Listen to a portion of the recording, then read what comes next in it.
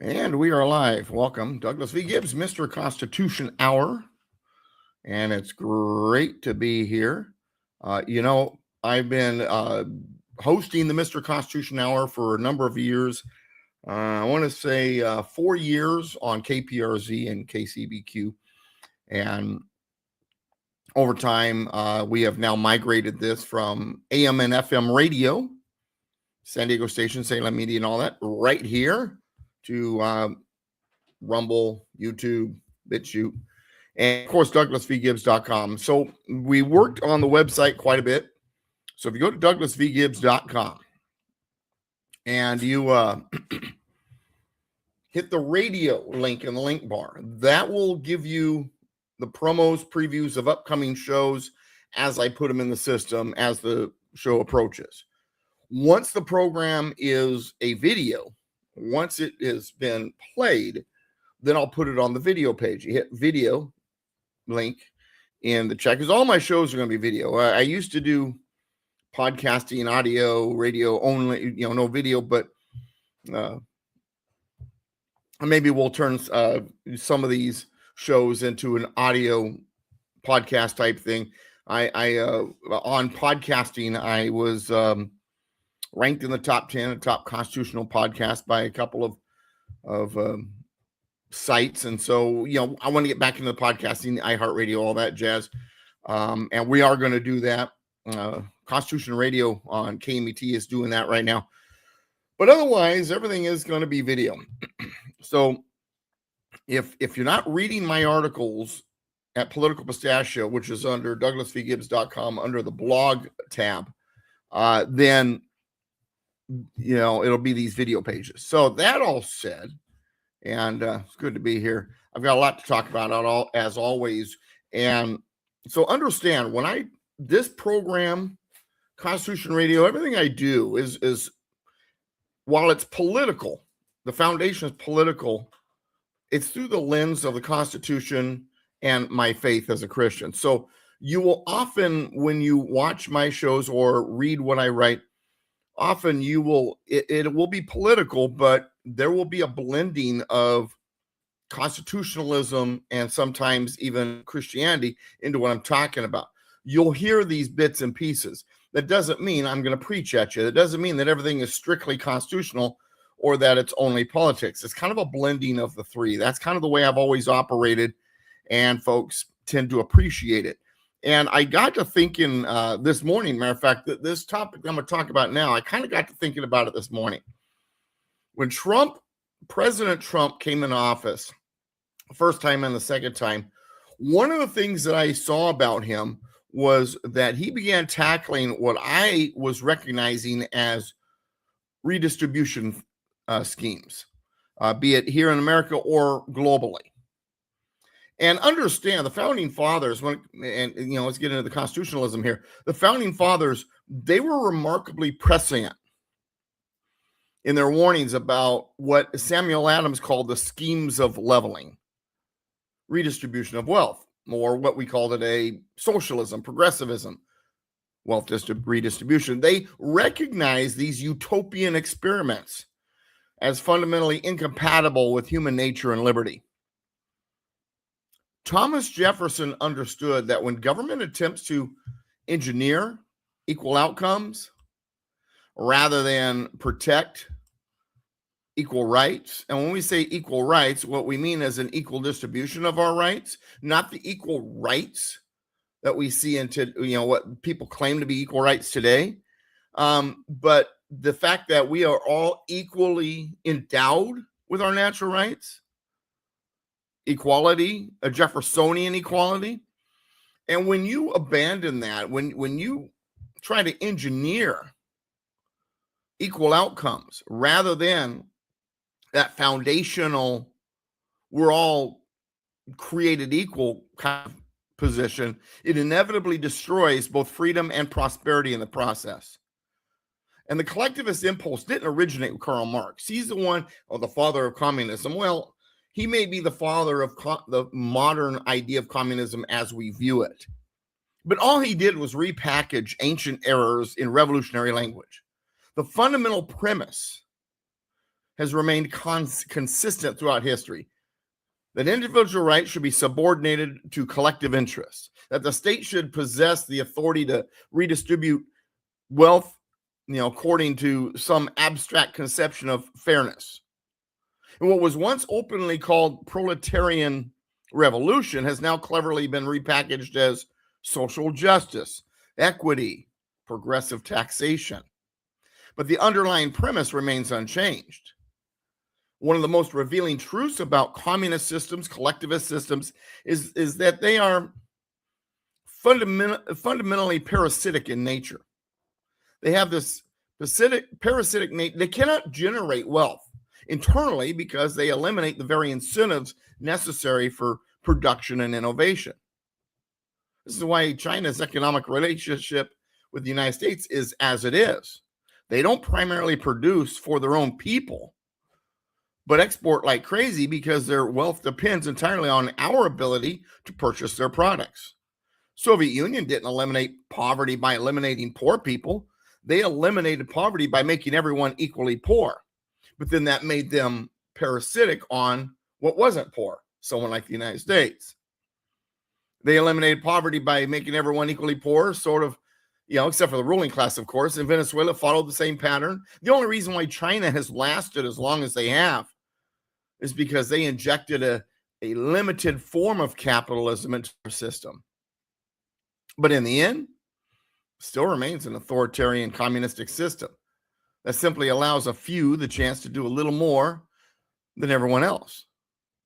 But this parasitic dependency on capitalistic systems reveals the fundamental bankruptcy of collectivistic economics.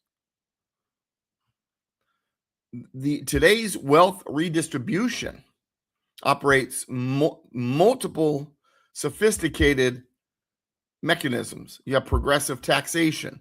These are all just different forms of redistribution of wealth. And I'm only going to give you 3 examples. I mean, there are dozens out there, if not more. Progressive taxation, and understand that progressive taxation is in the Communist Manifesto. And this communist concept at its core pretends to reduce economic inequality, but in reality, it locks people into their corner of the economic plantation, and it kills the incentive to crawl out. As a businessman once told me, I don't pay taxes. When my corporate taxes go up, my prices go up. Every tax the rich or tax the corporation scheme, every tax the rich or tax corporation scheme ultimately removes the tax money from the pockets of the consumer. The climate change, this is another redistribution scheme. That's all it was.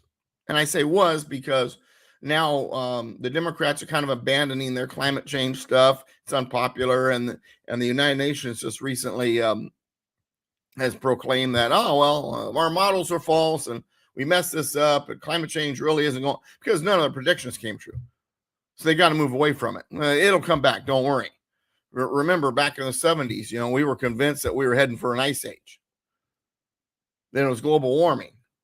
Then it became climate change. Now they're saying, we messed up. But climate change policies, this is just, it represented and represents perhaps the most audacious redistribution scheme ever devised. It essentially declares that to save the planet, Western wealthier countries must bear the financial burden while transferring wealth to less developed nations. And now, even though we have the United States admitting the climate models are wrong, something conservatives like myself have argued all along, that they're still working on a scheme. And understand, climate change is a natural phenomenon where human influence is negligible, but it serves as a perfect justification for global wealth redistribution.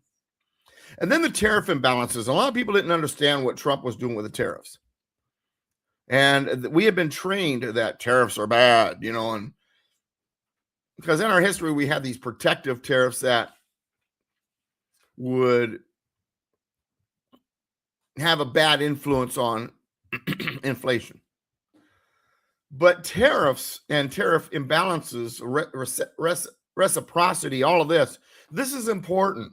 What was going on through tariffs. And hang on a sec. So get rid of that frog in my throat there. So for decades, how tariffs were being used is they were functioning as a redistribution scheme against the United States, with America paying high tariffs while other countries paid low tariffs.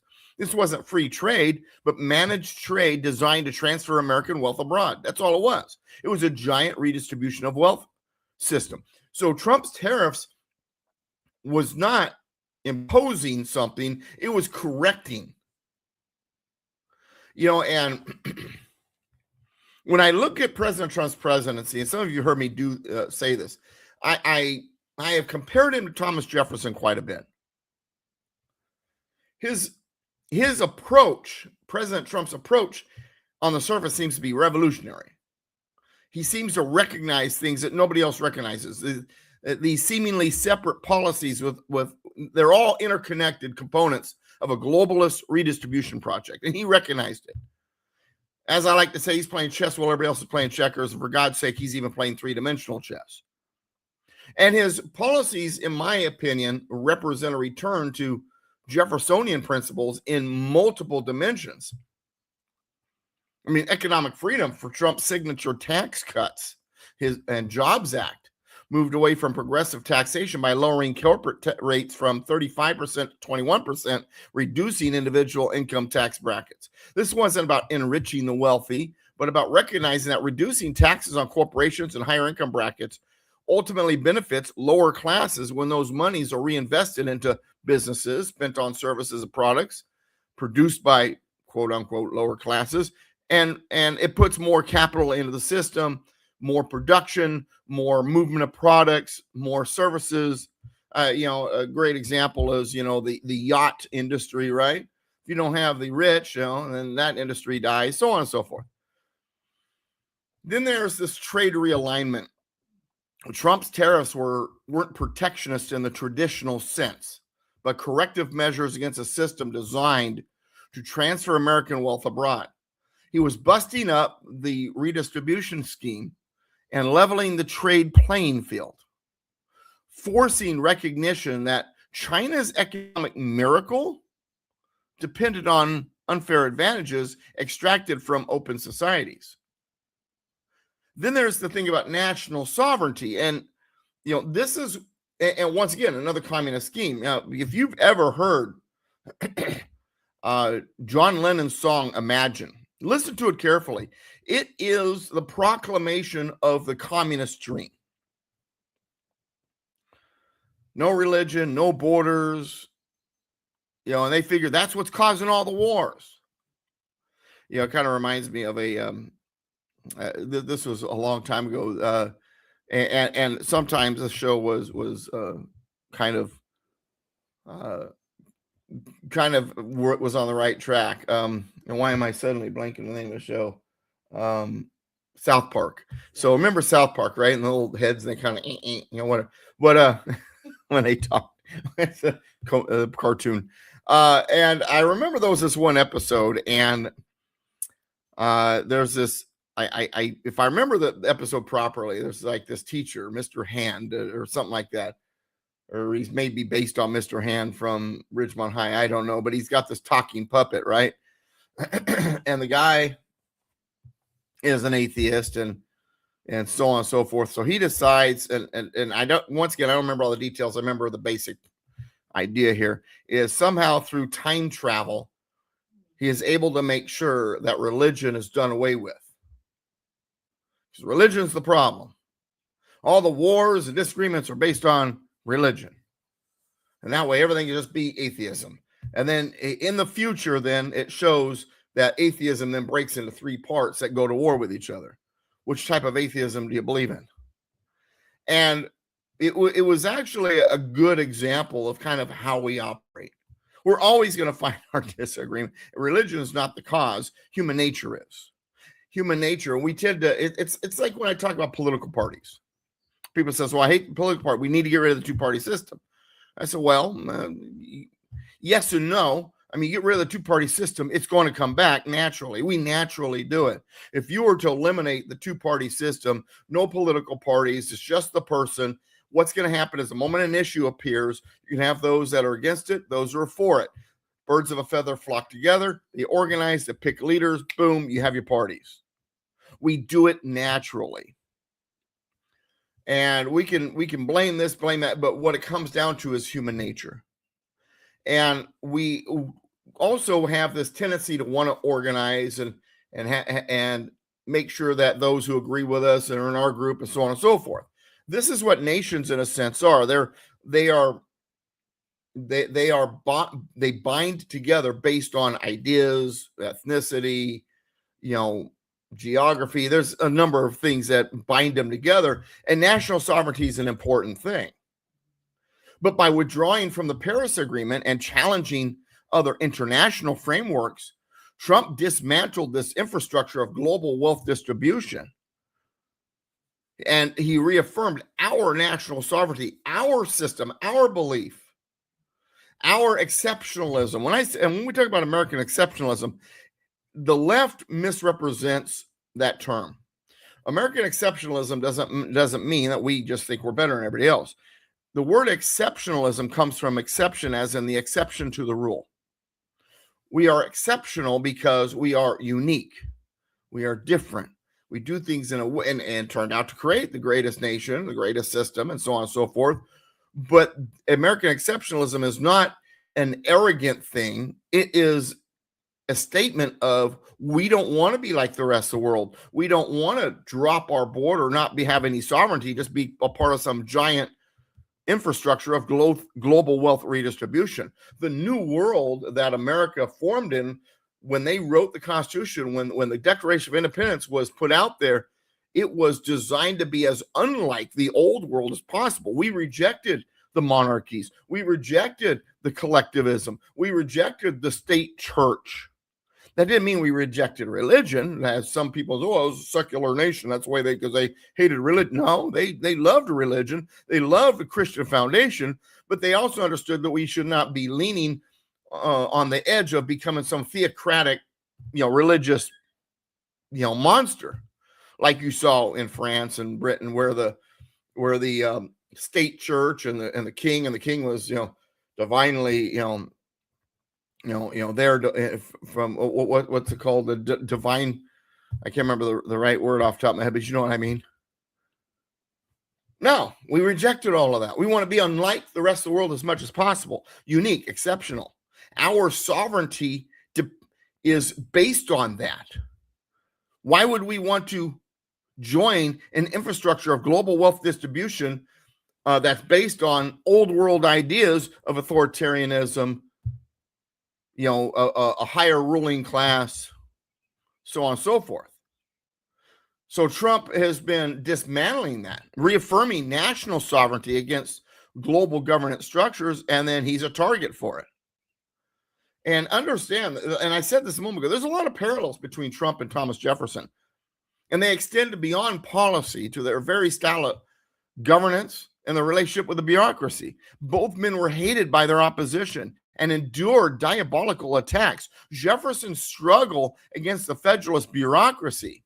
When I say Federalist, I'm talking about Federalist Party. Even the word Federalist, because this is what the left does. They take words and they change what they're supposed to be. They call themselves liberals, but a liberal, classical liberal, is someone that is not what they are. A classical liberal is something that wants to look at something from a liberal point of view, different from everybody else, but not in a collectivistic, authoritarian manner that the socialist, leftist, progressive, liberal Democrats seem to think. Same thing happened with the word federalist. A federalist, federalism is a belief and an adherence to constitutional principles. But the Federalist Party, created by Alexander Hamilton, was nothing of the sort. There was nothing federalist about it, except for the name. Just like the Federal Reserve is not federal. It's independent. The only thing federal about it is the fact that federal is in its name. Federal Express has nothing to do with the federal government. The only thing that's federal about it is the federal's in its name. Federalist Party were not a bunch of Federalists. They were a bunch of nationalists that called themselves Federalists. And so Jefferson's struggle against that Hamiltonian Federalist bureaucracy, mirrors Trump's confrontation with the administrative state. Both men challenged the notion that unelected officials, should control national policy. When Jefferson took office, he fired half the bureaucracy, the Federalist Party half. Both men faced relentless opposition from what Jefferson called artificial aristocracies, those who derive influence from government rather than productive enterprise. They understood that economic independence is inseparable from political independence. Jefferson's embargo policies and Trump's trade renegotiations both aim to establish that America cannot be dependent on hostile powers for essential goods and services. And when Thomas Jefferson wrote that all men are created equal, he meant as created and as their natural rights were distributed. No matter who we are, we all possess all the natural rights. Our ability to exercise those rights is influenced by government, not whether or not those rights belong to us. God gave them to us, and he existed before government. Government can make law regarding our rights for an orderly society, but our rights still belong to us, I guess is what I'm trying to say here. They're our possession. Government's job is not to protect your rights. They're there to secure your rights. And this natural rights framework stands in direct opposition to the collectivist premise that rights are grants from the state that can be revoked or redistributed according to collective needs. The founders understood that the less interference by central planning, the better. Individualism and laissez-faire always seemed to be at the core of everything they designed. To control through a redistribution of wealth is a rights killer. So the sustainability schemes, these ideas of command-controlled economies, and we're seeing them retreat slightly under Trump's policies. And we've got to hope that this continues after he's gone. I mean, we must continue to reject and move away from these catastrophic schemes rooted in collectivism and communist ideas. There will be winners and there will be losers. That's just a fact of life. That's a reality of life. It's just simply that. Equality or equity should not be based on outcome, but opportunity. The American experiment has been successful precisely because it rejected the collectivist premise in favor of individual rights and economic freedom. This created unprecedented prosperity while also allowing for voluntary charity and social mobility, a stark contrast to state-mandated redistribution. And as we move forward, we've got to recognize that the battle isn't merely over tax rates or trade policies or our fundamental principles of human liberty or climate change. The choice is between a society of free individuals who voluntarily cooperate for mutual benefit and a society where the state directs economic activity according to some abstract collective vision. The founders chose the former. President Trump began restoring that vision against decades of encroaching and collectivism. That's what this comes down to, individualism versus collectivism. Do you put the collective before you as an individual, or do you put yourself as an individual before the collective? Is it community first or individual first? If it's community first, it does nothing for the individuals. But if it's individual first, when they succeed, they become good for the community. And it benefits the community. The question remains whether we will continue this restoration or revert to the failed schemes of leveling that have impoverished nations wherever they've been implemented. The answer will determine not just our economic future, but whether we preserve the liberty that made America exceptional among nations. And this is important. This is something that we need to keep in mind. This is something we need to understand. And, it's funny because the left has been failing at what they've been doing so badly that the Trump movement, the Trump phenomenon is spreading. And I'm not going to say that Spencer Pratt is Trump or that he's anything like Trump, but he's a part of that Trump phenomenon. Spencer Pratt, and for those of you who don't know, Spencer Pratt is running for mayor of Los Angeles. He's a former reality star. And as a matter of fact, the left is trying to draw parallels between him and Trump in that sense, because he has no political experience. Fact is, though, Spencer Pratt does have a degree in political science. That's beside the point. And the thing is, Spencer Pratt rising up in Los Angeles, I think the whole country needs to be paying attention to this. And he is a real problem for the Democrats. Like Donald Trump, he's an outsider that refuses to play by the rules of the typical political game, and he's unpredictable. Trump's unpredictable. Spencer Pratt's unpredictable. Once again, I'm not saying they're one and the same, but there are a lot of similarities. And here's the worst part about it for the Democrats.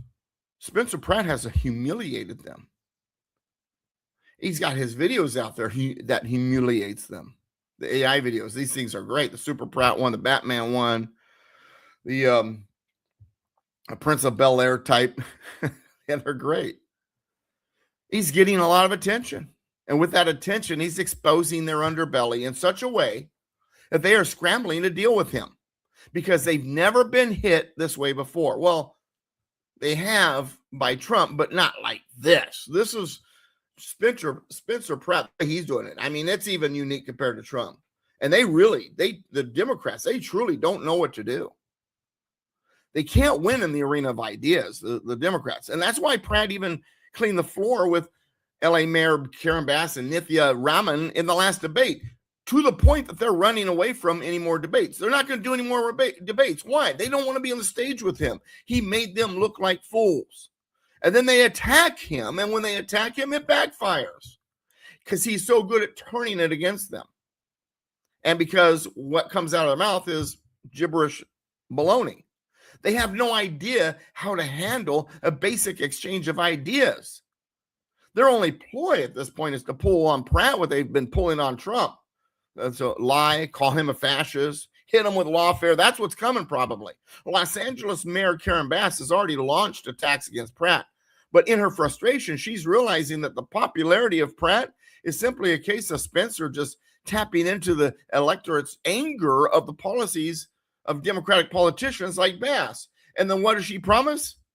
Hey, I know we've been in control of LA for 25 years. Just give us 3 or 4 more years. We'll turn it around. You've driven the city into the ground. The state of California, under the control of the Democrats, has been driven into the ground.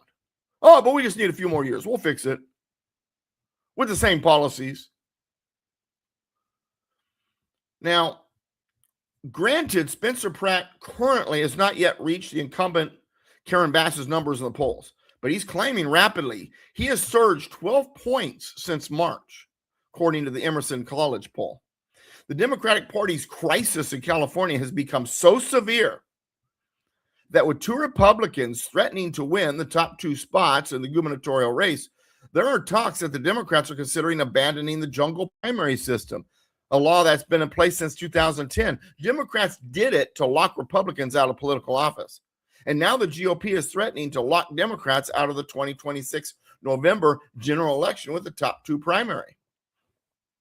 No matter how they've tried to cheat, the bad policies of the Democrats have come home to roost. They embraced identity and partisan politics.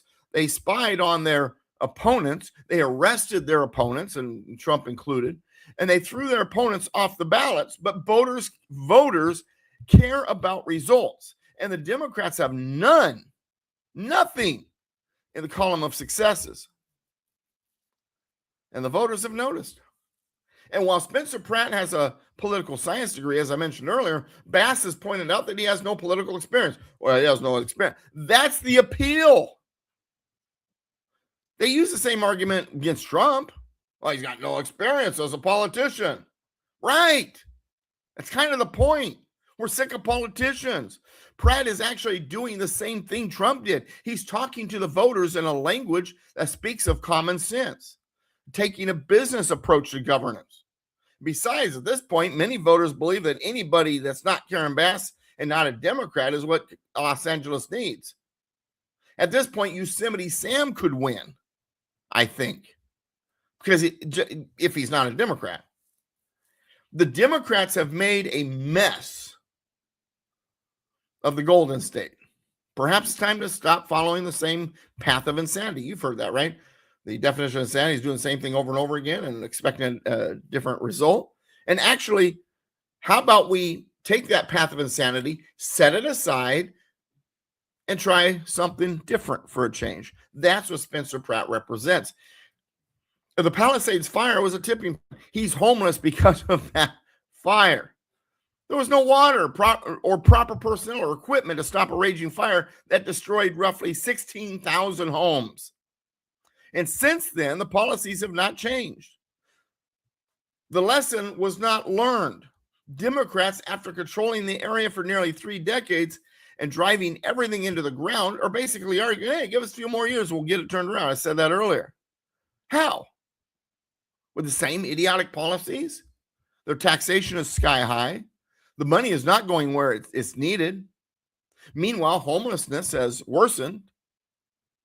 After Bass said 3 years ago that by 2026, she'd have the issue tackled. Bass's plan has been to give them new needles for their drug usage. And since they're losing their teeth from all their meth use, give them new teeth, because you can't succeed if you don't have good teeth. Really? That's your ideas? How about you quit encouraging the drug use? How about you quit encouraging homelessness? How about you quit rewarding those behaviors?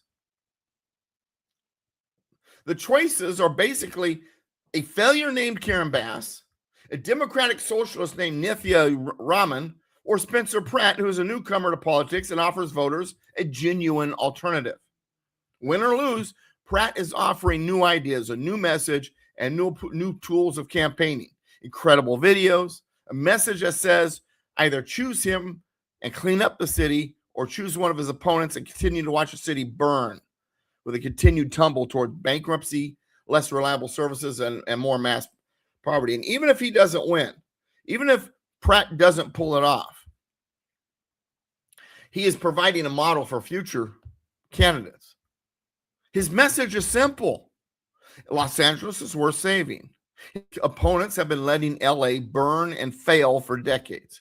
His campaign simply highlights the ongoing mess in Los Angeles and how they are directly related to the failed Democratic socialist policies like those of Governor Gavin Newsom and current LA Mayor Karen Bass. What Pratt represents is a continuation of the movement begun by the Tea Party, accelerated by Donald Trump. It's a recognition that special interests control Democratic Party politics and that the ruling party has become parasitic, obsessed with gaining more power and profit, and guilty of using very extreme, overhyped, idiotic game ideas to try to maintain control. Can Pratt win? Can a Republican win in California? Perhaps. They're freaking out because a couple of Republicans might pull off a win for the gubernatorial. And if it's going to happen, if we're going to see a win of the governor, we're going to see Pratt win LA. If it's going to happen, something like this, it seems like the election season that it will. This is the election season where it could happen. Maybe. Possibly. That's what we're looking for, right? Because, and it's funny because the left always promises change, but their change is the same garbage. Oh, well, we represent change, and so we're going to do the exact same leftist stuff we've been doing all along. That's not change. But this is what they do. This is how they frame language. They say one thing, they do the other. You've heard the old saying about politicians talking out the side of their mouth, stuff like that, right? And these people, they stand against constitutional principles, and they have normalized the very things that undermine constitutional principles. I mean, we barely blink anymore when we see a rainbow flag flying, or the American culture is saturated with sermons about tolerance, diversity, inclusion, woke. And even when our eyes and ears tell us that morality is being inverted and that DEI has become reverse discrimination, a 180-degree turn from judging people by character rather than skin color, we are trained to ignore what we see. We are told that real tolerance means silence, compliance, and keeping our opinions to ourselves unless they align perfectly with the rising woke orthodoxy. Yet the more we comply, the narrower and more punitive our culture becomes. Herbert Marcuse, the Marxist philosopher, had a name for this: repressive tolerance. In his formulation, tolerance no longer means tolerating disagreement or diversity of thought.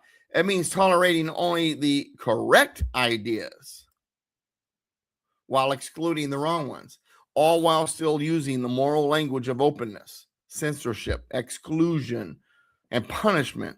They've all been rebranded as moral duties. This is not accidental. It is a deliberate political strategy rooted in cultural Marxism. And you don't hear that term enough, cultural Marxism. Well, Doug, you really believe the Soviet Union is still going after it? They're gone. Yeah, but the Marxism inside our country lives on. What they were trying to do was not to create a Soviet Union or China, but to create a worldwide communist system. And Marcuse, argued that classical Marxism couldn't succeed. It failed in the West because Americans were too comfortable. The West is too comfortable. The idea of a free market, capitalism, as they've named it, creates a thriving middle class, economic mobility, widespread prosperity, and that prevents the misery necessary for revolution. So the strategy shifted, went more in line with what the Fabians wanted. Instead of class warfare between industrialists and workers, neo-Marxism and Fabians and all these other democratic socialist monkeys out there,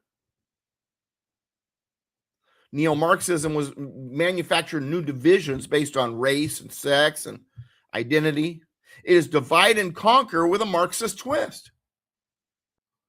The battlefield is no longer factories and wages, but culture, psychology, and institutions. The question is no longer who owns capital, but who shapes beliefs, norms, and identity. Within this worldview, neutral principles such as free speech, open debate, equal tolerance are not liberating. They are considered obstacles to Marxists, to these Elizabeth Warrens and these AOCs, Bernie Sanders. These American ideals protect the existing order.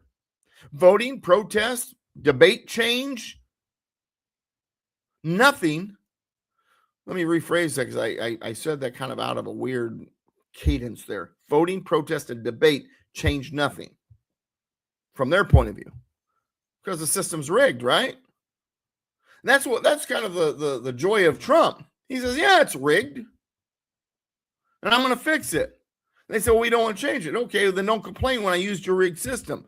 A great example was, they were accusing him of not paying his taxes.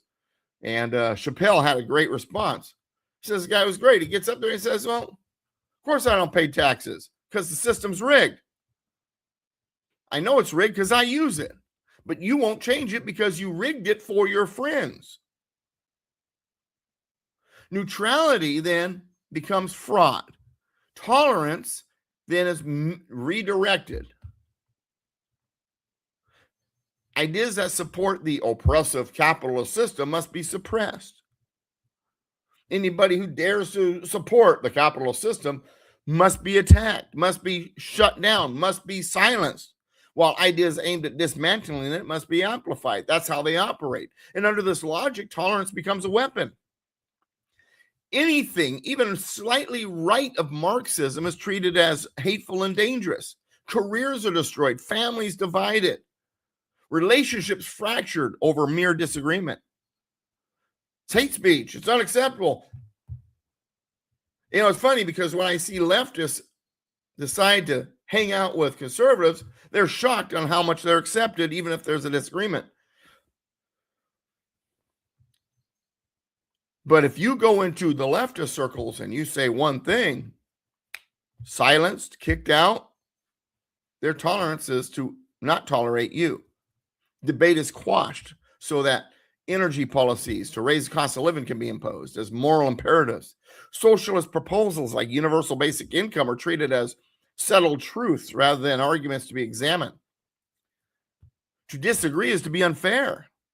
In this brave new world of fairness, unfairness cannot be tolerated. I remember former California Governor Jerry Brown. He demonstrated this mindset perfectly.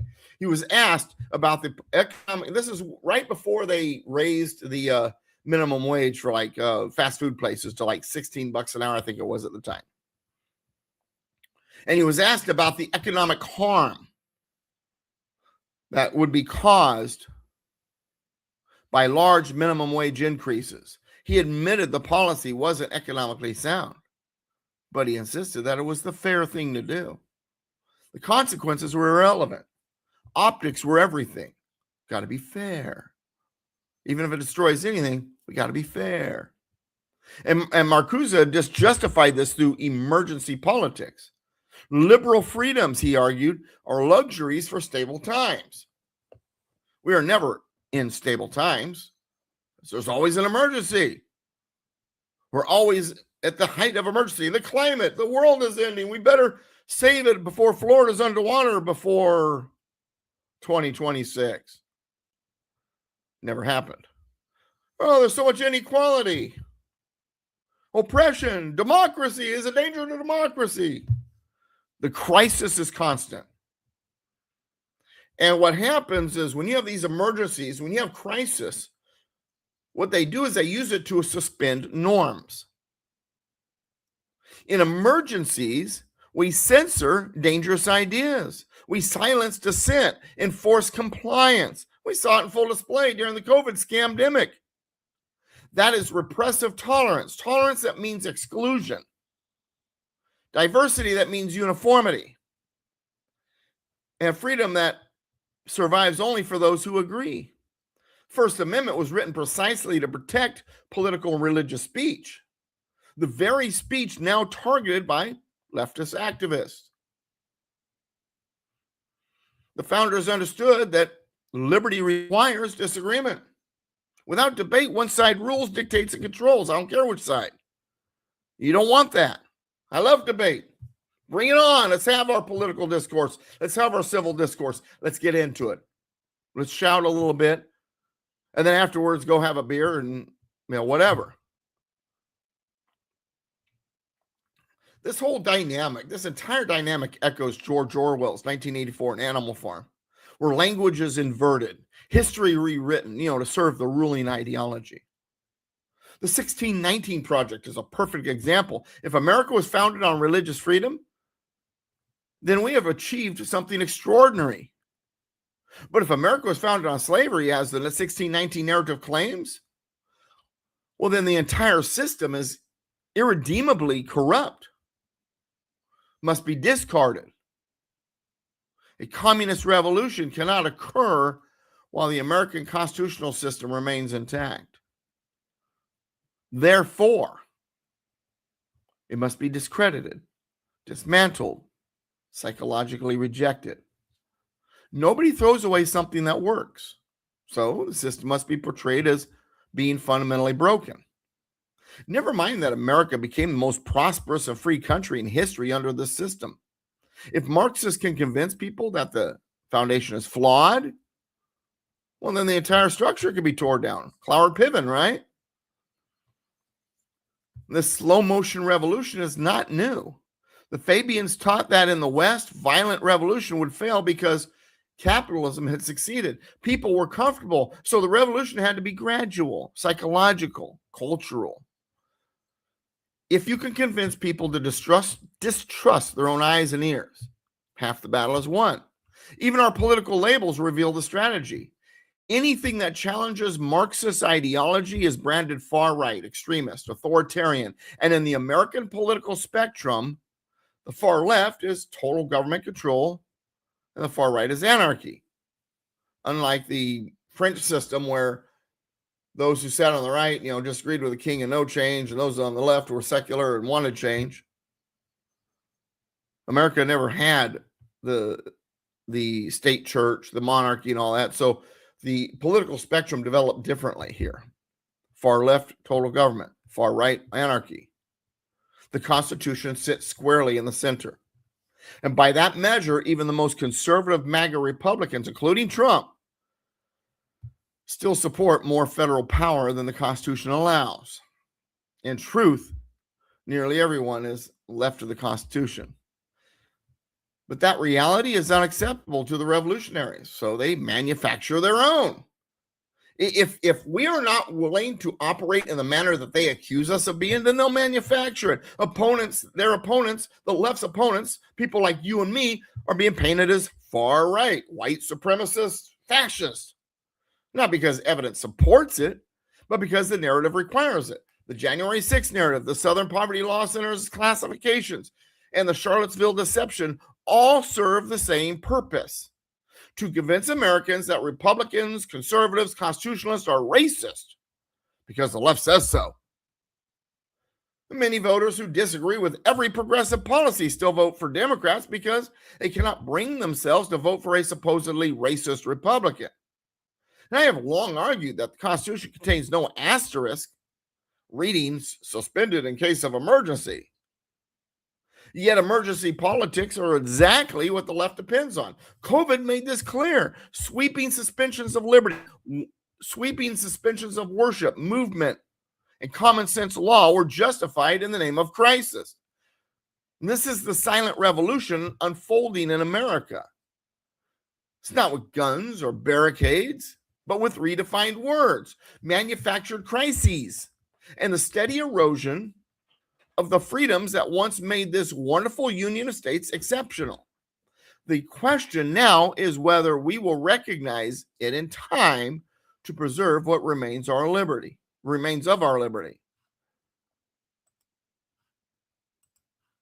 We have to remember when it comes to this stuff, a well-instructed people, this is James Madison, a well-instructed people alone can be permanently free people. First of all, we need to be informed. We need to know. So they give us only the information they want you to have. They kill the context. And then you got Benjamin Franklin, only a virtuous people are capable of freedom.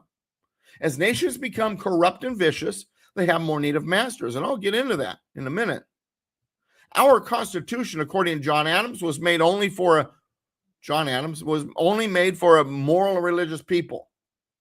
It is wholly inadequate to the government of any other. This is what I'm talking about. And you've got, and understand, they also have killed relationships. Why? Because relationships is what builds. That's what builds American innovation. They don't want us talking to each other. They want us crammed in little 15-minute, 5-minute cities. The internet drives them nuts because they want their thing out there. That's the reason why you'll see certain things canceled, certain videos canceled on certain channels, certain blog services, unpublishing articles. I had through Blogger a whole list, dozens of articles unpublished because they didn't agree with what I was saying. So that information has to be killed. I can't have my relationships with people and inform people. They had to kill it. And this is a chilling reality today that the moral decay has gotten to the point that silencing somebody else is okay and is seen not as being a violation of freedom of speech. The founders, they issued warnings that echo with chilling relevance today. Getting back to Franklin, only virtuous people are capable of freedom. That wasn't mere philosophical musing. It was a diagnostic truth about the American experiment. When John Adams said our Constitution was only made for moral religious people, when Patrick Henry warned a vitiated state of morals, a corrupted public conscience is incompatible with freedom, these weren't idle concerns. They were foundational principles upon which our republic was built. Franklin's pursuit of virtue wasn't abstract theory, but practical discipline. He developed 13 virtues: temperance, silence, order, resolution, frugality, industry, sincerity, justice, moderation, cleanliness, tranquility, chastity, and humility, which he systematically cultivated, admitting he was surprised to find himself so much fuller of faults than he could have imagined. His humility in this endeavor reveals a crucial truth. Virtue isn't achieved through self-congratulation, but through honest self-assessment and disciplined effort. And the connection between personal virtue and political liberty cannot be overstated. James Madison stated, to suppose that any form of government will secure liberty or happiness without any virtue in the people is a chimerical idea.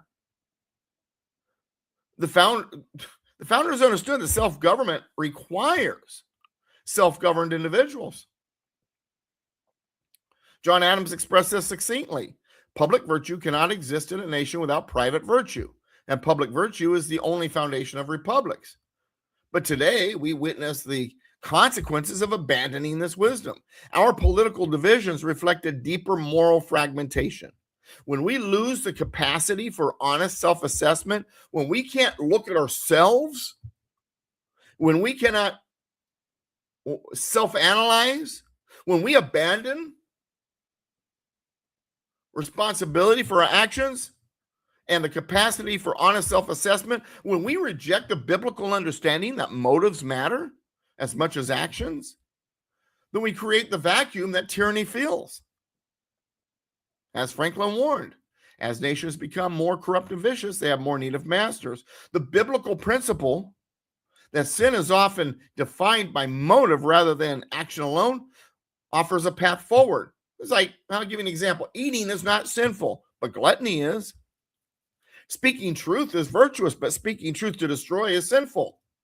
This nuanced moral vision rooted in Scripture provides the framework for the kind of virtue the founders deemed essential for liberty. It calls us to honestly, without cruelty, responsibility without self-flagellation, firmness without harshness, and joy without frivolity. I mean, Andrew Breitbart, and I got a chance, I got the blessed opportunity to meet Andrew Breitbart, Wagon Wheel, Nevada. Was that what it's called? Searchlight, Nevada. Yeah, Harry Reid's kind of town. Was it Searchlight, right? Yeah. I got a chance to meet Andrew Breitbart out there. It was like 6 months before he passed away. Awesome guy. Spent some time talking to him. Andrea Shea King was a friend of mine, and she introduced me to him. She was a part of the same tour. I think it was a Tea Party style tour way back when, during the Obama days. But Andrew Breitbart, get back to the point I want to get to, is he had an observation that politics is downstream from culture. And that's a great diagnosis of our current crisis. It's accurate. Our political house cannot be reordered, restored. We cannot get our political house in order until our religious and moral house is put in order, right? This requires returning to the kind of intentional virtue cultivation Franklin practiced, and self-examination, not for self-congratulation, but as a necessary foundation for freedom.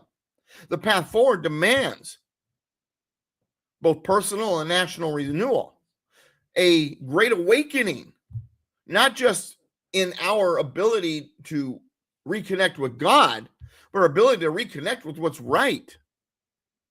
To self-examine and go, whoa, this woke stuff, this communist stuff, this collectivist stuff, it's ruining us.